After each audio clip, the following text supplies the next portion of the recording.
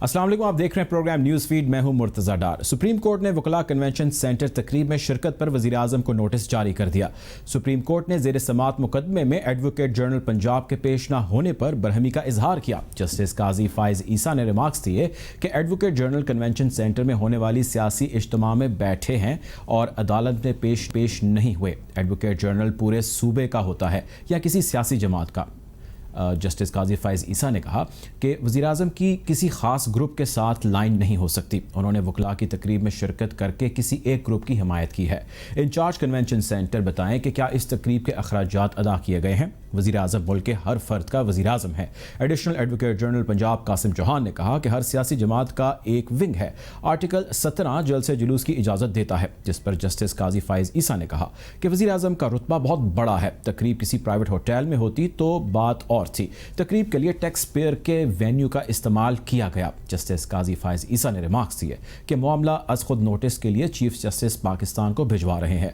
गुफ्तगू का आगाज़ करेंगे, बढ़ते हैं अपने मेहमानों की जानिब। जी, प्रोग्राम में हमें ज्वाइन किया है सीनियर जर्नलिस्ट हैं हसनात मलिक साहब। Welcome to the show. Malik साहब, मेरा आपसे सवाल ये है कि आज जस्टिस काजी फाइज ईसा साहब ने जो नोटिस भेजा है वज़ीर आज़म को, ये बताइए कि जो इसमें सुओ मोटो का भी उन्होंने जिक्र किया कि चीफ जस्टिस को वो हमने भेज दिया कि वो सुओ मोटो लिया जाए। कुछ आप हमें बता सकते हैं सुओ मोटो के हवाले से कि सुओ मोटो आम लोगों के लिए, अवाम के लिए, कि सुओ मोटो क्या होता है, उसमें किन इख्तियारात है जिसका इस्तेमाल किया जाता है, और सुओ मोटो किन हालात में लिया जाता है और किस अंदाज से और किस तरीके से लिया जाता है?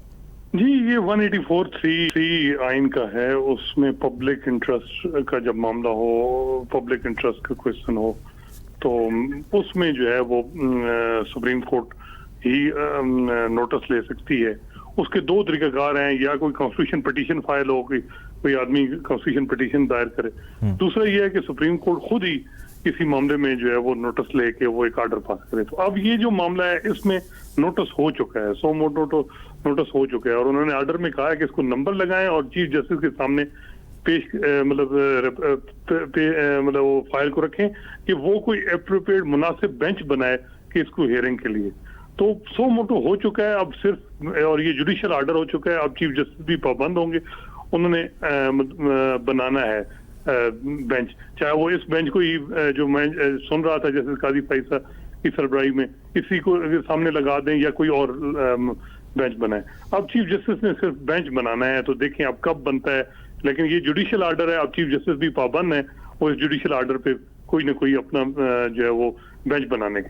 अच्छा मलिक साहब, ये बताइएगा कि जो आइन का आर्टिकल है 17, जिसका हम जिक्र बार बार सुन रहे हैं कि वज़ीर आज़म को जो है एक इख्तियार है इस आइन के आर्टिकल 17 के तहत, इसकी थोड़ी तशरीह बताइएगा कि जिसके तहत वो ऐसे जलसों में, ऐसी तकरीबात में जा सकते हैं, ऐसी गैदरिंग्स में जा सकते हैं, खुतबात वहाँ पे कर सकते हैं। क्या है इसकी डिटेल? देखिए, बेसिकली ऑर्डर में तो कोई आर्टिकल 17 का कोई जिक्र नहीं है। उस तरह freedom of speech, freedom association और ये चीजें इसमें हैं, लेकिन इसमें ऑर्डर में ये चीज नहीं है। ऑर्डर में ये है कि क्या जो प्राइम मिनिस्टर जो पब्लिक मतलब वो सर्विस ऑफ पाकिस्तान में है, तो क्या वो किसी एक मखसूस पार्टी का कोई फंक्शन है वो अटेंड कर सकता है या नहीं।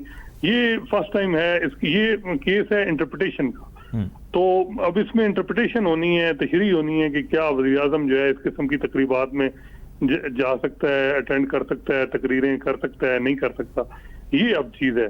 तो लेकिन जैसे हमने देखा कि 2012 में लाहौर हाई कोर्ट में आसिफ अली जरदारी के खिलाफ था कि सदर पाकिस्तान जो है वो सियासी तकारीर और सियासी जो जलसे जुलूस हैं और तकरीबात हैं उनमें शामिल होते हैं, तो उन पर पाबंदी लगाई जाए। तो लाहौर हाई कोर्ट ने, क्योंकि वहाँ सदर स्टेट ऑफ मतलब हेड ऑफ स्टेट है, तो उस हवाले से तो कोई उन्होंने ये कहा था कि सदर जो है वो इस किस्म की मतलब ये जो सियासी इज्तिमात हैं या इन पे नहीं कर सकता।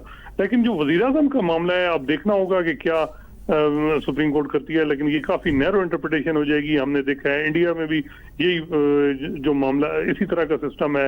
यूनाइटेड किंगडम इंग्लैंड में भी ये इसी तरह का है। तो वहां हमने देखा है इस किस्म की कदगन नहीं है वज़ीर आज़म के कि वो अपनी पार्टी को, क्योंकि पार्टी जो वज़ीर आज़म है, जो मौजूदा वज़ीर आज़म है, इनकी दो कैप हैं, एक वो पीटीआई के सदर भी है, मतलब चेयरमैन भी हैं, और दूसरा वो वज़ीर आज़म भी हैं। तो माजी में भी यही देखा गया कि वज़ीर आज़म जो भी थे अब नवाज शरीफ साहब थे तो वो अपनी पार्टी जो मीटिंग होती थी उनकी भी सदारत करते थे और उनके खिताब भी करते थे। तो मेरा ख्याल है कि ये सवाल उठा है, जस्ट एक सवाल है, उस पर अब अटॉर्नी जनरल जो है वो अपनी राय देंगे और इसके अलावा और लोग। तो मेरा नहीं ख्याल कि इसमें इतनी कोई नैरो इंटरप्रिटेशन हो कि जिसमें हो कि वज़ीर आज़म पे पाबंदी लग जाए या वज़ीर आज़म को ये कहा जाए कि आप कोई इस किस्म की तकरीबात में शामिल नहीं हो सकते। दूसरा मामला है इसमें फंड के हवाले से। जी आप कंटिन्यू कीजिए। जी, दूसरा मामला है वो है फंड का कि जी एक इमारत है जो कन्वेंशन सेंटर सरकारी, तो वो उसको इसके मकसद के लिए इस्तेमाल करना, तो उसमें देखा जाएगा कि कन्वेंशन सेंटर अभी ऑर्डर में ये भी है कि क्या उसके हवाले से पेमेंट हुई, जो मतलब सेंटर जो जहां तकरीब हुई उस हवाले से उसको, तो ये मामला जो है इसमें अब जब जवाब आएगा कंसर्न अथॉरिटी की वजह से की तरफ से कि जी वो उन्होंने बाकायदा दरख्वास्त दी और पेमेंट की, कन्वेंशन सेंटर जो हायर उसकी बिल्डिंग जो है वो हायर की और उसमें जो फंक्शन किया, तो फिर तो ये नहीं हो सकता मामला, क्योंकि जहां तक अगर वो उन्होंने ऐसे ही मिसयूज किया तो फिर सवाल उठ सकता है। लेकिन मेरा ख्याल है वो ये होगा कि फ्यूचर के लिए ये केस जो ऐसा है ये फ्यूचर की प्रेसिडेंट सेट करेगा, ये कोई सिर्फ वज़ीर आज़म इमरान खान का मामला नहीं है, आगे के लिए भी मामला है। और मेरा ख्याल है कोई भी पार्टी, पोलिटिकल पार्टी, वो ये नहीं चाहेगी कि वज़ीर आज़म पे इस किस्म की कदगने लगे कि वो सियासी तकरीबात पे पाबंदी हो और वो किसी किस्म का मामले में जो है वो इस तरह शामिल ना हो, क्योंकि उसको अगर मतलब एक वज़ीर आज़म और ब्यूरोक्रेट में फर्क तो मेरा ख्याल है होना चाहिए, और यही मेरा ख्याल है। अच्छा, इस पे ना मलिक साहब, पॉलिटिकल पार्टीज और हुक्मरान जमात समेत बहुत सारे लोगों की ये राय है। हमने इस हवाले से जो गुफ्तगू शनीद की, अपने रिपोर्टर से भी बातचीत हमारी हुई, जो प्रेसिडेंट जिसका आपने जिक्र किया उसके हवाले से बात यह है कि अगर तो अदालत का जो बेंच है वो तश्कील होता है और उसके बाद ये केस आगे बढ़ता है और उसको जिस तरह आप कह रहे हैं कि उतनी सख्ती के साथ या उतना सीरियस ये केस नहीं शायद आप कह रहे हैं कि हो पाएगा, क्या ऐसा पॉसिबल है कि उसके बाद सीएम की जानिब भी आया जाए, बाकी जो हुकूमती वज़रा हैं, बाकी जो हुकूमती अहदेदारान हैं, उनके लिए भी एक प्रेसिडेंट सेट हो जाए कि जब वज़ीर आज़म किसी ऐसी तकरीब में शिरकत करेंगे और उनकी पूछ पकड़ होगी तो वो पकड़ धकड़ और वो पूछ पड़ताल जो है वो बाकी वज़ीर आला समेत, बाकी वज़राए आला समेत, बाकी तमाम मिनिस्टर्स की और तो बाकी तमाम हुकूमती अहदेदारान की भी हो सकती है? जी बिल्कुल, ये प्रेसिडेंट फिर सुप्रीम कोर्ट का हर फैसला जो है वो एक जजमेंट लॉ बनता है, और वो इस तरह का अगर कोई फैसला आएगा तो वो फिर फ्यूचर के लिए भी वो होगा मामला। कि अब जिस तरह आसिफ अली जरदारी साहब जब सदर थे तो एक फैसला आया लाहौर हाई कोर्ट का, तो अब जो मौजूदा सदर हैं वो भी पाबंद हैं इस हवाले से कि वो कोई सियासी जो है इत्तेमाद से ये खिताब नहीं कर सकते या वहाँ जो वो इस किस्म का ओहदा भी रख सकें जिस तरह सियासी ओहदा। तो ये यहाँ भी है मामला, लेकिन मेरा ख्याल है कि इतने हद तक जो अमूमन अब काफ़ी वकला से और लॉ ऑफिसर से बात हुई है तो वो तो बड़े होपफुल हैं कि इस तरह मामला इस तरफ नहीं जाएगा। फिर ये है कि एक व्यू भी ये भी है कि जो पॉलिटिक्स है उसको रेगुलेट करना वो अदलिया का काम नहीं है, ये काम जो है या अगर करना है तो पार्लियामेंट करे, या ये नहीं, अदलिया का ये काम नहीं कि वो इस किस्म की करदने लगाए और इस किस्म की इंटरप्रिटेशन करे जिससे जो है वज़ीर आज़म की जो इख्तियारात हैं या वज़ीर आज़म की जो मूवमेंट है या जो इस किस्म उस पे करदन इस किस्म की हो। अच्छा। तो मेरा ख्याल है कि ये अदालत जब ये बेंच बनेगा या इस तरह होगा या इसी बेंच में लगेगा तो सिचुएशन मुख्तलिफ होगी। अब देखें अब जो अटॉर्नी जनरल है वो क्या इस हवाले से जवाब देते हैं। अच्छा, ये बताइए कि इस केस में वज़ीर आज़म को भी तलब किया जा सकता है या उनका कोई नुमाइंदा रिप्रेजेंटेटिव जो है वो इनफ होगा? वो नोटिस है, नोटिस तो किसी भी वकील के जरिए वो वकील उनको रिप्रेजेंट करके वो अपना मौक़िफ़ दे सकता है। लेकिन मेरा ख्याल है कि अटॉर्नी जनरल पाकिस्तान जो है वो भी वो मेन तो उन पे है कि वो किस किस्म की मतलब असिस्टेंस लीगल मामला देंगे इस मामले में, तो वो मामला है। फिर ये है कि चीफ जस्टिस जो है वो कब ये बेंच बनाते हैं, इसी तरह की इसी बेंच ने चेयरमैन नैब की जो इख्तियारात के हवाले से भी एक सो मोटो लिया, लेकिन चीफ जस्टिस ने वो मामला अपने पास रखा और वहाँ देखा गया कि वहाँ जो माहौल था और जो वो मुख्तलिफ था। तो ये डिपेंड है कि अब क्या बेंच कौन सा बनता है, ये मामला रेफर कब और ये कब समाअत होती है, तो ये सारी चीजें जो है ये मद्देनजर। अच्छा मलिक साहब ये बताएं कि जितनी ये पॉलिटिकल पार्टीज़ हैं, वकला तंजीमें भी बहुत सारी हैं, शहर शहर में हैं, बार काउंसिल्स बनी और इन सब के जो है वो पॉलिटिकल एफिलिएशंस हैं। इसका हमने बहुत दफ़ा जिक्र भी किया, हमने इसके हवाले से बहुत कवर भी किया, बहुत रिपोर्ट भी किया। तो वकला की जो एफिलिएशंस हैं, मुख्तलिफ बार्स की, मुख्तलिफ धड़ों की जो एफिलिएशंस मुख्तलिफ पॉलिटिकल पार्टी से हैं, क्या अगर वो हुकूमत का हिस्सा है तो इस पे आइन और कानून उनको मना करता है ऐसी एफिलिएशंस को लेकर आगे चलने में, या उसको अगर लेकर आगे चलें तो इसमें कोई ममानियत नहीं होनी चाहिए या नहीं है? देखिए ये अब तो मामला जो है, क्योंकि सब्जुडिस है, हम ज्यादा इस पे नहीं कर सकते बात, लेकिन मेरा ख्याल है कि सियासत कोई भी है वो रेगुलेट अदलिया का इतनाब करना चाहिए कि वो इस किस्म के जो क्वेश्चन, पॉलिटिकल क्वेश्चन है, वहाँ एडजुडिकेट करेगी तो फिर सवालात उठेंगे। क्योंकि माजी में हमने देखा कि जब इफ्तिखार मोहम्मद चौधरी साहब ने इस किस्म के केसेस की समाअत की और फैसले दिए, तो उनको अब जो है वो अच्छा नहीं जाना जाता और उस हवाले से काफी तनकीद होती है। बहुत शुक्रिया कि हमारे साथ जनाब हसनात मलिक साहब मौजूद थे, सीनियर्स हैं, एक लंबे अरसे से जो है वो इसको कवर करते आ रहे हैं अदालत के मामलात को। गुफ्तगू को मजीद आगे बढ़ाएंगे, वक्त हुआ चाहता है एक ब्रेक का, ब्रेक की जाने पड़ते हैं।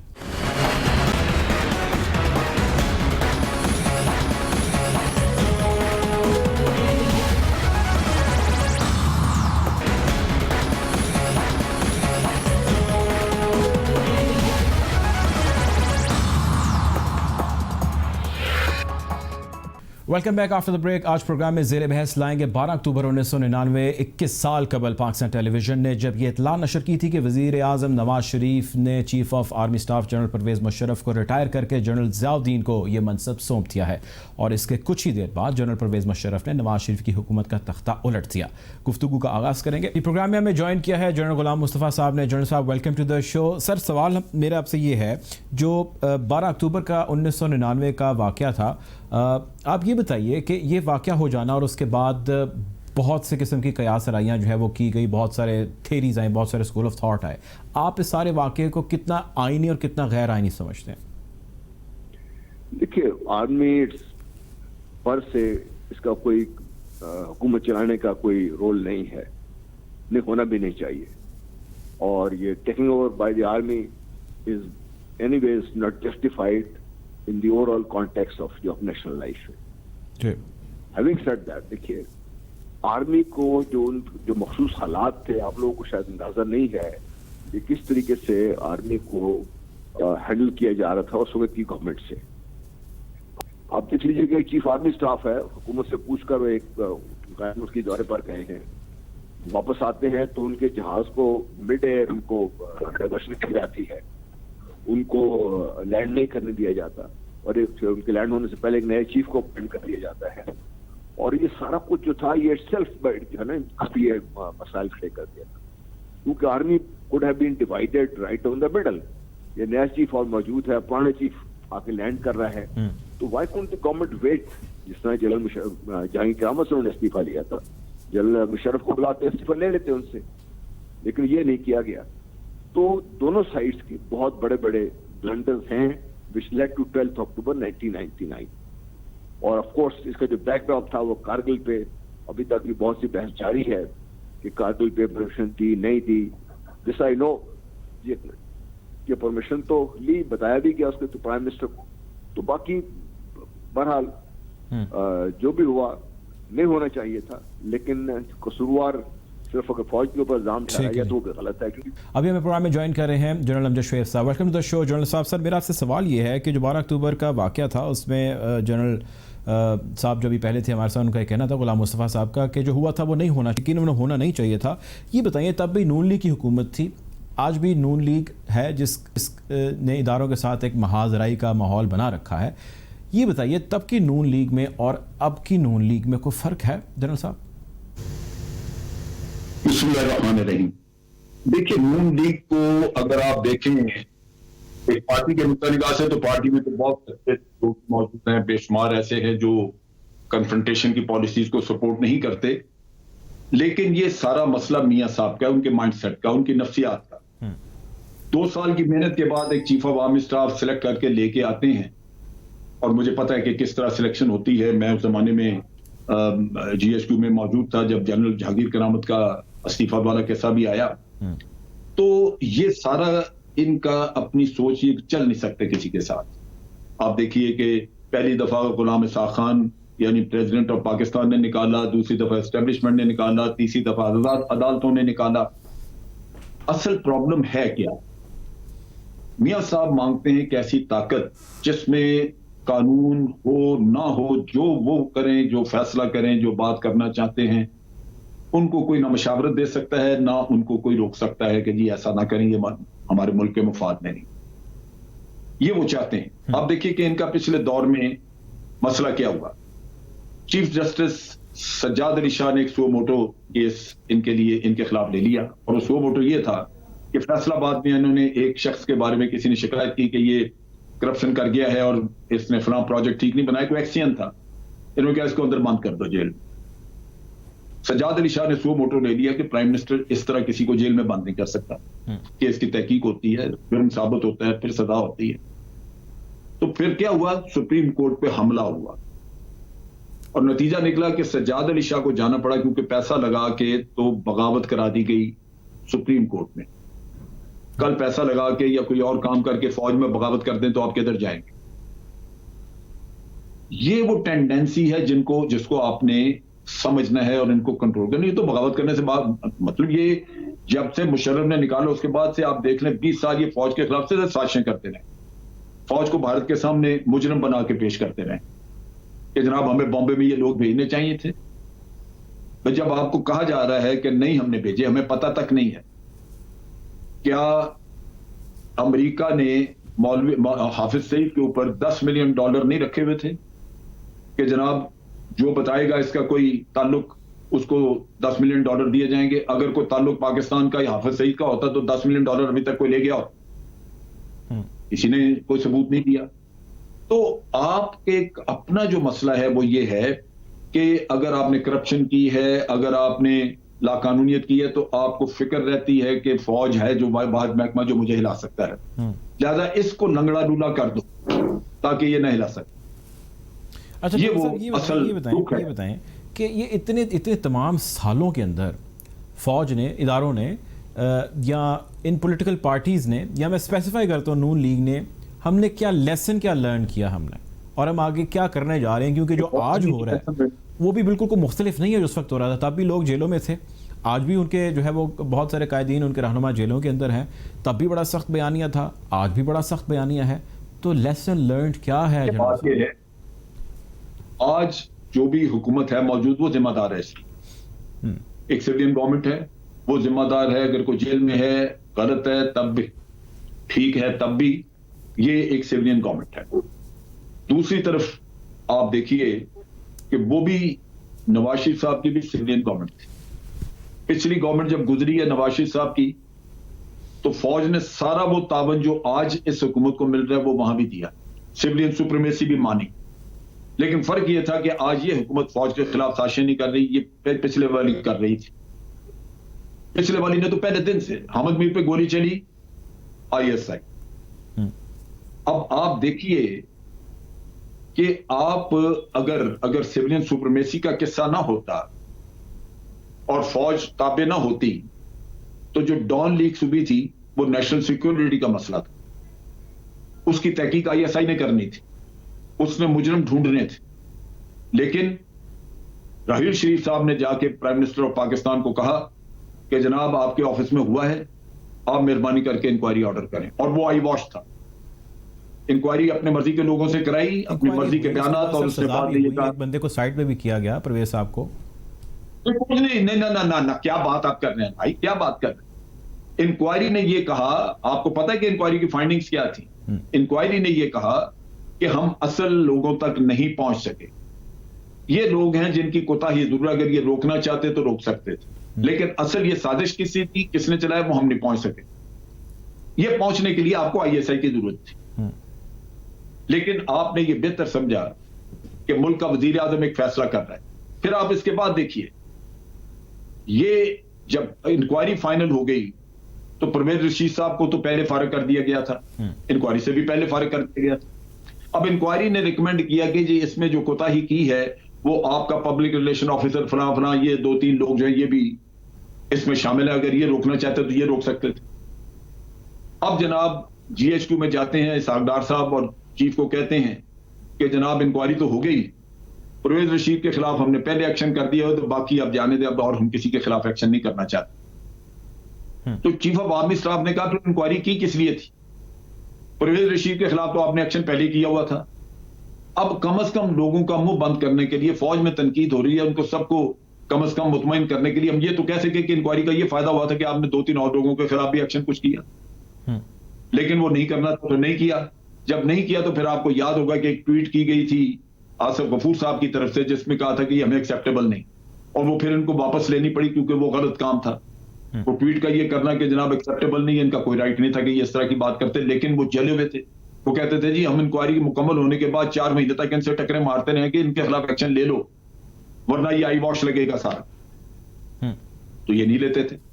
ठीक तो है। बात कहने की ये है कि अगर कोई आज मुझे ये कह दे PMLN में से कि फौज की सुप्रीमेसी थी हमारी नहीं थी, तो मैं पूछूंगा कि मुझे कोई एक काम एक चीज ऐसी बता दें जो आप करना चाहते थे और फौज ने नहीं करने दी। अगर एक भी चीज है तो मैं मान वो लूंगा। तो आज भी ये कह रहे हैं कि वो गवर्नमेंट का पार्ट नहीं है। मरियम का आज का इंटरव्यू है, मरियम आज इंटरव्यू देते हुए ये कहती हैं, मैं उनकी स्टेटमेंट कोट एंड कोट बताता हूँ कि मरियम को जो मिटाएगा, जो मिटाने वाले हैं वो खुद मिट जाएंगे। अब मुझे ये बताइए कि जब इतना जारहाना अंदाज, इतने साल और इतना कुछ, अगर नून लीग के शूज़ में जाके देखें, इतना कुछ खो देने के बाद भी आज अगर ये स्टांस और ये सारा कुछ है, तो where do we all stand? Narrative तो वैसे का वैसा जैसा पहले था अभी वैसा ही है। इसकी वजह क्या है? इसकी वजह क्या, आपको जरा इशू समझना चाहिए। देखें पिछले 7-8 महीने पहले ये चुप थे मियां साहब भी और ये भी जी। मीडिया जा जाके पूछता था कि जनाब क्या हो गया, मरियम क्यों खामोश है, तो कोई जवाब नहीं मिलता था। बात यह है कि एक NRO की उम्मीद थी, जुबैर साहब, मोहम्मद जुबैर साहब को लॉन्च किया हुआ था। इनका ख्याल था कि शायद इमरान खान के ऊपर जाके प्रिवेल कर जाए, राजी कर ले chief of army staff Imran Khan को, और हमें यहां से मुसीबत से जान छूट जाएगी। जब वो नहीं हुआ और चीफ ऑफ आर्मी स्टाफ ने ये चीज पब्लिक करवा दी DG ISPR के साथ, तो अब फटे तो इन्हीं के ऊपर है ना जिन्होंने ये पब्लिक करवाई बात, वरना तो उनका भरम था, छुपे हुए थे अंदर। यही कहते थे ना हमें कि हमें NRO कोई नहीं मांग रहा, यही कहा जाता था ना, एक इमेज मौजूद था। अब वो इमेज चला गया गटर में क्योंकि आपने ये पब्लिक कर दी है बात, तो उसके बाद फिर जिसको टारगेट करना वो आपके सामने है। तो ये बातें समझने की हैं, ऐसे हम, और फिर ये कोई दलेरी नहीं है। अगर कल मिसाल के तौर पे इनको हुकूमत मिलती है तो यही आर्मी होगी ना जिसके जरिए इन्होंने बाकी काम चलाने। ये मेरा ख्याल है कि इंतहाई शर्मनाक काम है कि आप इस तरह की बातें करें, जबकि पता है कि मियां साहब वो हजरत हैं जिन्होंने जाली डॉक्यूमेंट सुप्रीम कोर्ट में पेश की। किसी और लीडर की जरूरत नहीं हो सकती कि वो यह काम करे, उसको जालसाज कह के वैसे फेंक दिया जाएगा कहीं। अच्छा जनरल साहब, तो ये आप बताएं बातें कि ये हमें, नून लीग की ही गवर्नमेंट क्यों है जिसके साथ ये मसले होते हैं? बीच में पीपल्स पार्टी का भी दौर आया, इस नहज के या इस सतह के या इस लेवल के कह लीजिए कि मसले हमने पीपल्स पार्टी के नहीं देखे। हालिया जो इनका माजी गुजरा उसमें जो नून लीग है उनका पुराना जो दौर था, जो उनका माजी 99 से लेके आज तक आप देखिए कि मसले हैं, और इसी पार्टी के मसले। स्पेसिफिकली नून लीग ही क्यों? मैंने आपको पहले भी वाज़ेह किया, मैं जरा और वजाहत कर दूं। देखिए बात ये पॉलिटिकल पार्टीज तो हैं ही नहीं, ये प्राइवेट लिमिटेड कंपनीज हैं, ओनरशिप है, प्रोप्राइटरी राइट्स हैं मियां साहब के पास, जरदारी के पास, उन लोगों के पास हैं। बाकी तो गुलामान है, तनख्वाह पे रखे हुए लोग होंगे। लेकिन एक चीज वादे है कि जो प्रोप्राइटर है, जो मालिक है, ओनर है, चलती तो उसी की है। अब अगर वो दुश्मनी पालनी शुरू कर देता है तो बाकी के तो बेचारे आंखें बंद करके साथ चल रहे हैं। तो ये कहना कि PMLN का निभा नहीं होता, नहीं, ये गलत है। निभा अगर नहीं हो रहा किसी का तो वो मियां साहब है जिसका हर किसी के साथ मसला होता है। सो ये एक तो ये दुख है, और नेचुरली ये मजबूर लोग हैं क्योंकि प्रोप्राइटरी राइट मियां साहब के पास है, बाकी के सारे तो सफरी लोग हैं, साथ साथ चल रहे हैं। उनकी अपनी से तो नहीं है, उन्होंने तो मुंह से वो बोलना जो मियां साहब ने कह दिया। अब अगर वो हक की बात करें या अपने जमीर और ईमान की रोशनी में बात करें तो उनको नजर नहीं आता कि जिस लीडर के पीछे वो चल रहे हैं उसने जारी कागजात पेश किए थे। उनको नजर नहीं आता कि उस लीडर को इंग्लैंड में डेली मेल ने उसके ऊपर छापा, उसको पेंट हाउस पायरेट का खिताब देके तो पूरी जायदादें जो इंग्लैंड में इन्होंने जो कुछ खरीदा हुआ उसकी तस्वीरें देके उन्होंने पूरा 1 पेज का एक इनके ऊपर खबर छापी। क्या उनको ये नजर नहीं आता? नजर आता है, लेकिन बात यह है कि आप गुलाम हैं, आपकी हैसियत नहीं है उसके बाद। तो ये चीजें आप इनको अगर सही पर्सपेक्टिव में देखें तो असल किस्सा ये है, मरियम को कोई मिटाना नहीं चाहता, मरियम खुद मिटेगी अपने झूठ की वजह से, अपने कैलिबरी फॉन्ट की वजह से, क्योंकि जब अंदर आपके यही कुछ है कि आपने धोखा देना है। मैं हमेशा ये जो नई पौध जिसको हम आगे लेके आना चाहते हैं, मुझे उन पर अफसोस होता है, क्योंकि उनकी परवरिश, उनकी सारी ग्रोथ जो है वो इन्हीं माहौल में हुई है जहां उन्होंने अपने दाएं बाएं पैसा बनते देखा है, मनी लॉन्ड्रिंग देखी है, चीटिंग, जाली कागजात, ये तमाशा है सारा जो उन्होंने देखा है। तो महारत उनकी किस चीज में होगी जनाब? ठीक है, तो ये तो कौम ने फैसले। जनरल साहब, लास्ट क्वेश्चन टू यू, ये बताएं कि हम भारतीय एजेंट, मोदी के यार और इस किस्म के नारे हम बहुत बुलंद होते देख रहे हैं, ये अभी रिसेंट पास्ट में भी हमने देखे। इंडिया कितनी इन्वॉल्वमेंट करता है पाकिस्तान की पॉलिटिक्स में, उसमें नून लीग का क्या रोल है? आप अपने तजर्बे के रूप में बताइए। देखिए, मैं बड़ी आपको एक वाज़ेह सी चीज समझाता हूं इस पे। देखिए, ये तो मुझे नहीं पता और अल्लाह बेहतर जानता है कि मोदी के साथ ताल्लुक किसका है, क्या है, नहीं है। इंटेलिजेंस वालों के पास हो सकता है खासी वाज़ेह इंफॉर्मेशन हो, लेकिन आप यूं देखिए कि लाहौर में मियां साहब के पास मोदी आता है, उसके साथ उसका national security adviser Ajit Doval भी है, उनका रॉ का चीफ भी है, जयशंकर उनका उस वक्त फॉरेन सेक्रेटरी था, वो भी है। मियां साहब मिलते हैं, आपका फॉरेन सेक्रेटरी इस्लामाबाद से चलता है कि मैं जाके मीटिंग में मैं शरीक हूं, क्योंकि उसको पता लगता है कि पहुंच रहे मोदी, तो उसको रास्ते से कहा जाता है कि तुम वापस चले जाओ। एनएसए, आपका national security adviser Nasir Khan Janjua, वो जाता है, उसको रास्ते से कह दिया जाता है कि तुम्हारी जरूरत नहीं, तुम वापस चले जाओ। ये वो लोग हैं जिन्होंने के एक इंस्टीट्यूशन की शक्ल में इस विजिट को कवर करना है। इस विजिट भारत की तरफ से सारे मौजूद है। एक सेकंड, आप मेरी वजह सुनिए। भारत की तरफ से सारे मौजूद हैं, आपकी तरफ से कोई मौजूद नहीं। मियां साहब गुफ्तगू करते हैं। आज दिन तक फॉरेन ऑफिस के पास, हमारे फॉरेन ऑफिस के पास कोई रिकॉर्ड नहीं कि मियां साहब ने क्या बातचीत की। मियां साहब ने क्या, अगर कुछ है, पॉइंट आ गया, मेरे पास वक्त कम है, हमें ब्रेक की जाने बढ़ना होगा। हमारे साथ जनरल अमजद शुएब साहब मौजूद है। बहुत शुक्रिया सर आपके लिए। Take break.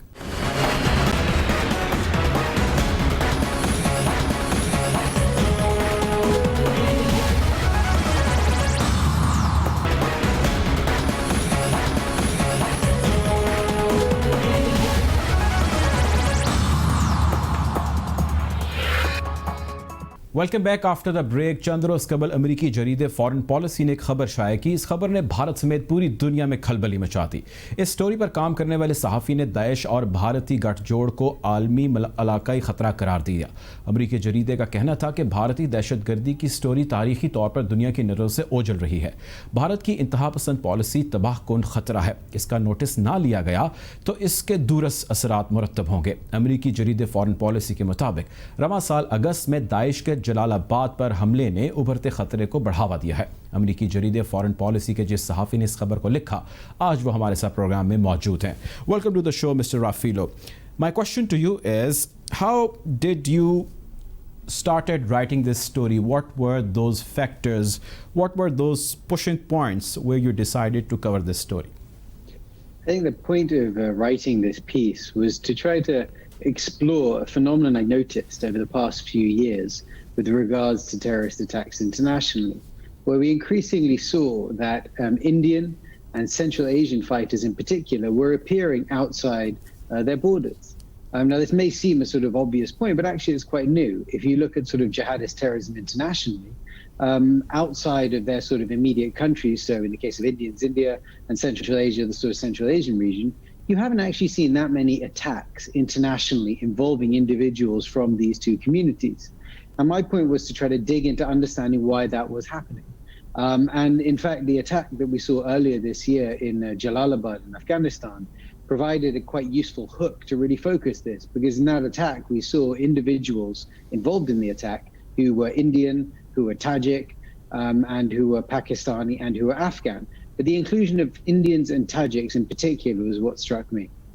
All right. So can you let us know that what were the challenges, what were those obstacles that you covered while covering this story, or it was like so easy doing this? Well, I mean, it was really a question of trying to dig up the information. I mean, when you're trying to look at some of these questions, understanding, where attackers are actually from is actually quite complicated. So in some ways, the complexity was trying to dig into really understanding exactly where it was that these people were from. It was also quite difficult to piece together exactly whether we had seen Central Asians or Indians involved in attacks before. And after doing a lot of digging, I kind of uncovered that there really hadn't been. And Indians in particular was the kind of novel one, because Indians, we really haven't seen many Indians involved in international terrorist attacks under the jihadi banner, notwithstanding the fact you have got such a large Muslim population within India, and notwithstanding the fact that you have got all sorts of issues within that country which would feed their grievances. So trying to understand some of those trends and understand whether we'd seen these before or whether this was new was quite a sort of complicated picture to piece together. And can you please expand on the role of the movements that you've mentioned in your news that we have seen, like the Islamic movement of Uzbekistan, Jundul Khalifa, Islamic Jihadi Union? What exactly were their roles and what they were doing? What were those points where they played their part in creating the turbulence in this region? Well, I think when you're looking at the Central Asian groups in particular, what's fascinating about them is the limited amount of activity they've actually tried to do in Central Asia. So all the groups that you listed are ones which have a link to sort of the Central Asian communities, and they've been active for some time. But when you look at what they've actually done, it's actually it's not much. They fought in Afghanistan, they fought in Pakistan, rather than doing anything outside their areas, which kind of goes against the grain of the kind of vision of international jihadist movements, which see themselves as international organizations that are really trying to transform the world. Ultimately, these groups seem to stay quite locked into sort of local parochial struggles.